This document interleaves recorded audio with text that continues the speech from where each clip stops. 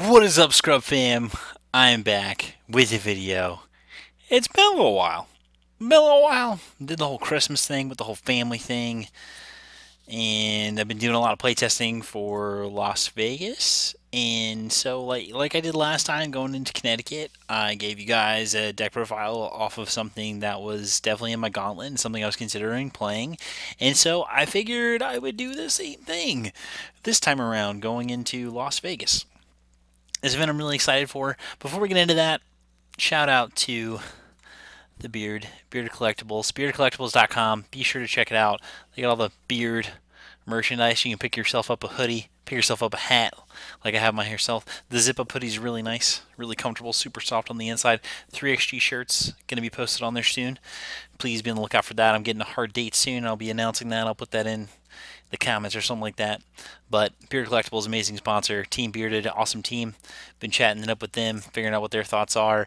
I know that only a select few of us, I think maybe even just myself, are going to Las Vegas, so it'll be really interesting. But otherwise, let me just go ahead and jump right into this deck profile. And before I get in too deep into the deck profile, let me just talk about like my head, like where I was at when I went with the list that I currently have and what my thought process was and how I arrived here. And the thing is we're in a new world, and I've said this before, we're in a world where we're trying to do things as quickly as possible and that are really powerful. And so you have only a couple lines of attack. You can either play to be a part of the environment that's going to be in front of you, or you can play to be somewhat against it. And you can also play to be in a, you can position yourself in a way to where you're playing a deck that's really good against a large majority of the field, but at the same time it's geared to beat, the projected people that you expect to see at the top tables. And going after Orlando, we now live in a world where Mecha Frieza is public enemy number one. And so my mindset going to that event is I either need to be public enemy number one, or I need to find a way to beat that. And so this deck tries to, of course, beat public enemy number one, but at the same time is going to be really good against the rest of the field too. And so this is one of the decks that I came up with, of course, with a lot of help from friends, because the original concept was developed by Michael Joe. He did it almost as like a joke when we were first having issues with Cell, and this was when Set 2 first came out, and we knew that Bloodless was a problem. And so I floated around a bunch of lists. We all floated around a bunch of lists and came up with the original builds for this deck. And same thing with Sean Postocki, who's also based on the West Coast. We worked together, kind of quietly to form, what this is and what this became. And they had a lot of success in their own tournaments, and I know that I like to build and brew constantly, so I always tweak and try and find ways to perfect it or get rid of some weaknesses and things like that. So we came up with this deck because we figured this would give us a really good opportunity to beat the majority of the metagame, but then be really slanted in game one towards beating public enemy number one, which was at the time Cold Bloodlust decks, and now at the time is Mecha Frieza. So we can go right into the deck itself. So as you can see, our leader is Cell. The main reason why Cell is your leader and why Cell I think is a really good pick for any metagame, if that, is because he has removal that can't be interacted with. And a lot of the Cold Bloodlust decks, whether it be Mecha Frieza or the Beginning or things like that, their key strategy is to stick a threat and then Cold Bloodlust your removal that you'll end up playing on their threat, and then they'll still have their threat at the end of the turn now, and then they'll play a removal to then put a second body on their side of the board and kill your threat that you present on your side of the board. So Cell gives you removal that your opponent can't interact with. And I also like the front side of Cell a lot because anything 3 or less, you're going to be able to just put a card underneath and then trade it in exchange for something that costs 3 or less. So Cell just allows you to pay 1 card to exchange for your opponent's 3, 2, or 1 energy that they used on their turn. The leaders on the front side is something that's highly underrated and underused. A lot of people don't use it enough, especially when people play stuff like Boo or anything like that. But the more cards that you can put on under the front side of Cell, the more equity that you're going to gain yourself across the course of the game, because you're going to be able to activate the backside more times than you should have. So, and of course the backside, you guys already know what it does. After you awaken, of course, you draw 2, but once per turn, you'll place 1 card from your hand under this card to draw 2 cards, and then activate me and place 2 cards from this card in the drop area to kill anything. So again, this is removal that your opponent can't interact with. And so that's why this card is incredibly powerful, and of course it doesn't have to attack in order to gain card advantage. So that's why this leader is very powerful. Now, we went with the Cell Union package for the deck, and the reason why is because doing stuff that's really powerful as early as possible in this metagame is one of the pillars of the metagame. It's how fast can I do my big thing? How fast can I do something that's game breaking or back breaking? And so we went with the Union Force package here. But another thing, the Union Absorb, Union Absorb, whatever. So another thing to think about too is with Cell allows you to play a little bit more aggressively because you're going to be giving your opponent damage and you're okay with awakening them because you want them to get as many cards as possible before you play the Perfect Force Cell.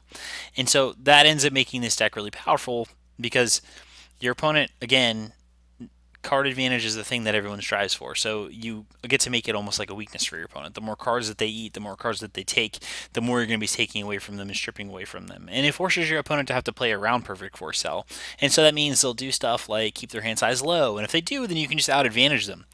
You can just threaten the Perfect Force Cell across the course of the entire game and then get to a point where your opponent just keeps their hand size low and allows you to swing for game relatively easily. And that helps when you get into sideboard conversations and things like that, because you're going to want to put in further instruction champas just to be able to take your opponent by surprise. But Perfect Force Cell is great because your opponent is always playing around it, and if you're not playing against a Bloodlust deck, it's just going to run over them for the most part. So Perfect Force Cell, again, you want to do powerful things as quickly as possible. So 3 into 5 into 7 early and often. Do it when you can.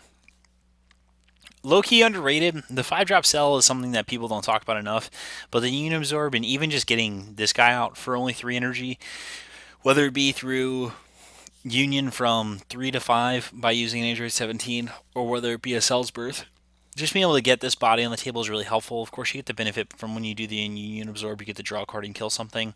So there's some times where you can Union to 5 and then kill something on your opponent's board, and then use an Android 18 again, and then your opponent is either going to be holding a Bloodlust or waiting for you to play the 7, and then you can play another 5, so another one of these guys, and then you can just kill another threat on their board.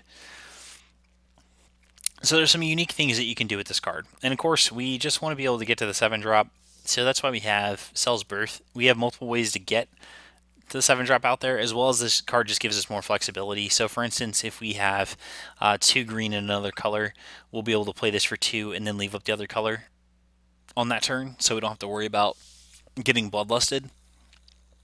And then of course this helps us play this 5 early, or just helps us play this without having to invest the full 5 energy to it, which is really strong, and allows us again to just go from 5 straight to 7 with the Android 18s. And so Cell's Birth is just a key part of the deck. I really wanted to get around not playing. I really wanted to not play this card.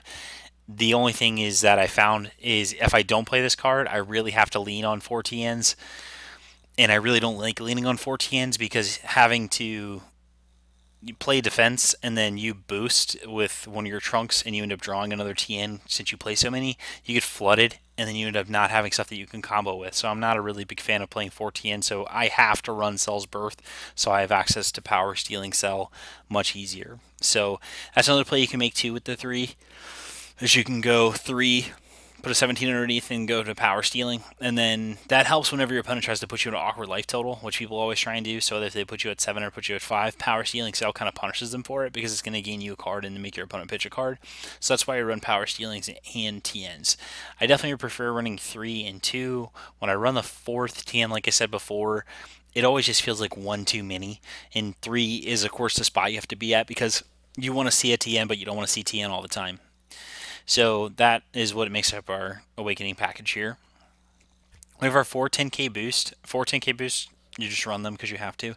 So in this deck, we have to run 4 Terrible Creator Android 20s because since we're going with another color and we're actually devoting a pretty decent number of slots to it, we need to have an additional way to find our 17s and our 18s, and so Terrible Creator Android 20 does that. It also gives us a play on turn 2 if we don't have a Cell's Birth into a 3-drop Cell, and so I like having this. It's also additional pressure because you can put this guy down and then end up turning it sideways and then getting some extra damage in, especially trying to build up that advantage. And a lot of times the optimal draw for this deck isn't necessarily getting the combo as quickly as possible, of course depending on the matchup. Sometimes it's 2-drop Terrible Creator Turn 3, Chilling Terror, Android 17, and then turn 4, you'll go off with Growing Evil Lifeform Cell, and then you'll do the Union Chain. Because by then, you've put enough pressure on your opponent, they haven't been able to awaken, or if they do awaken, they're just not getting themselves cards because you have Chilling Terror, Android 17, and you end up creating a larger advantage for yourself.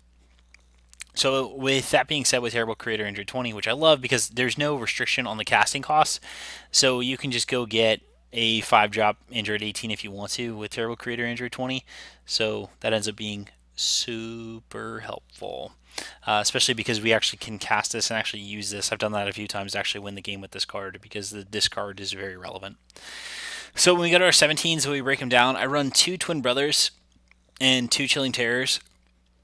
I get often asked why I play 2 and 2. Why don't I play just the 4 full promos?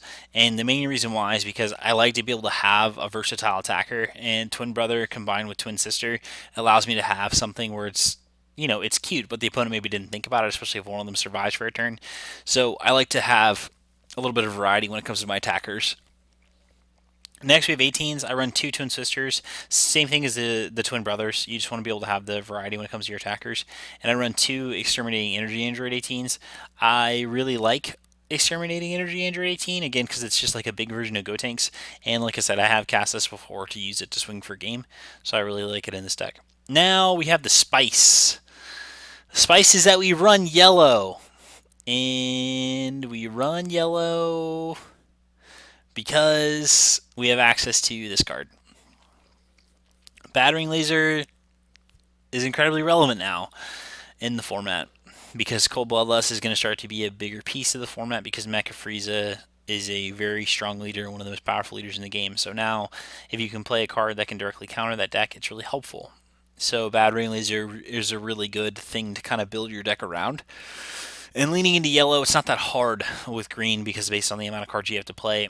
And because this card, Crush Your Ball, is actually incredible with the Cell Leader because you'll be able to... It's almost better than a gate because you don't give your opponent a chance to swing. They just play their threat, you Crush Your Ball it, and then you just get to kill it with Cell on your turn. So a lot of times when someone either they resolve a Gotenks or they resolve a Jiren or something like that because I don't have a Cold Bloodlust because I'm not Frieza, you can just Crush Your Ball that threat, and then now on your turn, they didn't even get to have any sort of access to it. You just Crush Your Ball it and then kill it with your Cell's backside. So it's very helpful, and I really like the combination with Cell, and it really removes your need for a lot of the negates in the deck. We run 4 Pivotal Defense Cyclopean guards. Since you don't run negates, you need to have some sort of way to stop people from hitting you in the face. And so Pivotal Defense Cyclopean Guard does that. It's a 2-costed 20k blocker. You'll never attack with it because we don't have Big Getty Star, of course. But it's just a big body that can get in the way of your opponent. And sometimes if they can't get over you, it just stays on the table. And then you can untap it and protect yourself the following turn. I really like playing 4 of these because it's essentially yellow energy with upside, and we need that. And it's also something to pitch for a Battering Lasers. But again, there's upside to it because it has that blocker effect. And then the 4 Clan of Terror Mecha Friezas is really good again with the Cell Leader because you can put your opponent's thing into play, you can then kill that thing with Cell, and then now you have your double striker body, and then of course you have Cell on the table. So you have multiple attackers and you'll be able to strip a card from your opponent's hand and kill that outright.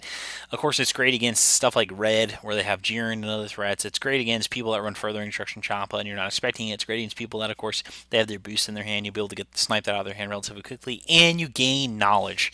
So you know what your opponent could possibly play on the next turn. You can kind of script their next turn for them or script what their next couple turns are if you get to cast this early enough in the game. And usually you're not going to be able to. Usually this is just going to be a part of your closing package because you have to get 2 yellow down in order to do it, and we only have 14 yellow sources in the deck, so the likelihood of you having 2 yellow on turn 4 is not that high. You really want to probably have 16 yellow in the deck if you want to increase your chances of doing that, but I needed to keep it relatively slim so I could fit everything in the deck that I wanted to. But still, once I get to turns 5 and 6, I've seen enough cards, I've awakened, I'm starting to filter through my deck, I'll find the yellow so I can cast this and win the game off of it.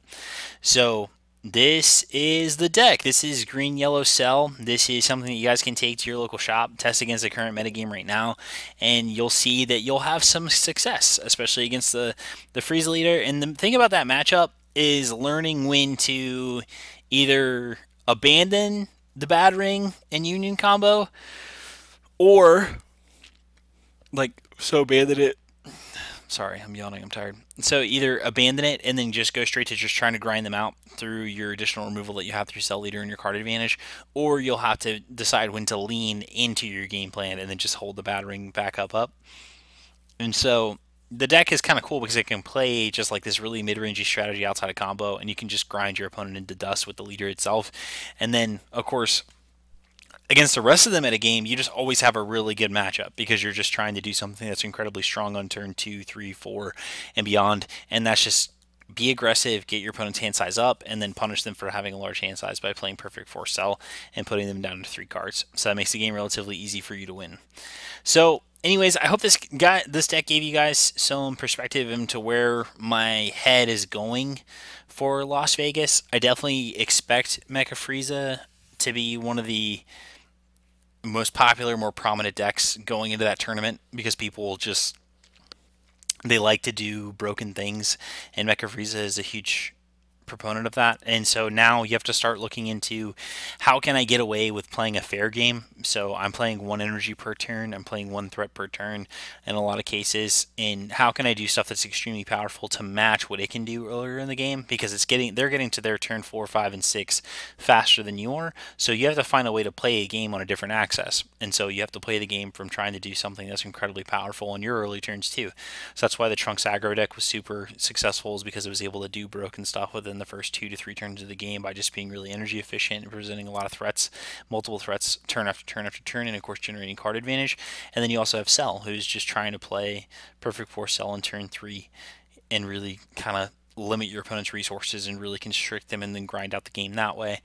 And so we have to kind of match that. And then you have your combo decks, like your Babidi Black, who's trying to get the turn 4. That's still in the format that people don't think about. But we now are in an era of the game where we're trying to do extremely powerful stuff as fast as possible. And so now you either have to play as the leader that generates that advantage pretty relatively consistently, or you have to find something that is going to be able to counter that, whether if it be presenting multiple threats per turn once you get to turns 4, 5, and 6, especially if you look at decks like Blue Green Star Deck Goku, if you're looking at Vegeta, who's able to generate an advantage off of the leader itself, or again, if you're looking at Cell. So right now your metagame is kind of boiling down to those significant leaders because it's based off of who can do stuff that's incredibly powerful, who can do stuff without having to commit threats to the board, and then who can do things where they have access to removal and things like that without having to try that hard. And then, of course, who gets to do things for free, who gets extra energy every turn, and then, of course, who gets to play cards at no cost. And so that is going to be what the metagame kind of looks like for Las Vegas. So if you guys have any questions, comments, concerns, want to talk to me about what else I'm thinking about playing for Las Vegas, go ahead and throw it in the comments. Go ahead and send me a message. I'd love to talk to you guys whenever I get the chance. I truly appreciate everything that you guys have done for me as a community. Absolutely amazing. I can't get over it. All the support I get, everybody that's, reaches out to me and says hello or just talks about the game itself. I'm really appreciative, and I hope you guys enjoy this deck profile. Again, I hope it kind of gets you to start thinking even more outside the box as you approach this new format and this whole new world. And I hope that this deck profile wasn't too long. You guys enjoyed it. Otherwise, thank you guys so much again. Scrub fam is best fam. 3XG's going to Vegas, leaving Wednesday. I'm going to be there for 5 days. Hopefully I can do some vlogging. I'll do a tournament report. And, of course, myself, Pat O'Neill. There's going to be a podcast coming. We're doing a podcast together. It's going to be lit. And then, again, please check out beardedcollectibles.com. Get yourself some apparel. Team Bearded hat. 3XG shirt coming soon. And, of course, the sweet hoodie. Again, thank you guys so much again. Okay, bye!